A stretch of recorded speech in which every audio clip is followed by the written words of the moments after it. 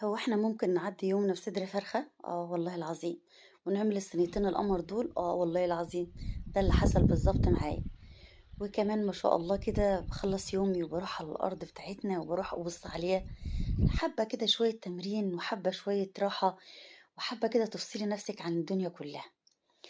المهم إن إحنا لازم نفصل نفسنا كده ساعة في اليوم علشان نهدّي أعصابنا وإحنا نهدى، ونعرف نكمّل بقية عمرنا كده مع ولادنا، مش كل حاجة عصبية ومش كل حاجة كده تاخديها على قلبِك، فُكّي نفسِك كده واهدي وحاولي إنِّك تهدي وحاولي إنِّك تحبّي الدنيا علشان الدنيا تحبِّك، وحشتوني يا أجمل ناس في الدنيا وأحلى ناس في حياتي، إزيكم عاملين إيه؟ يا رب كلّكم تكونوا بخير. فيديو النهارده حلو ولذيذ جدًا، جدًا، لسه منزّلاه ليكم دلوقتي على اليوتيوب، أتمنى تنوروني هناك. ما شاء الله كده تبارك الرحمن عملت من صدر فرخة واحد عملت صينية مكرونة حلوة ما شاء الله كيلو، وكمان عملت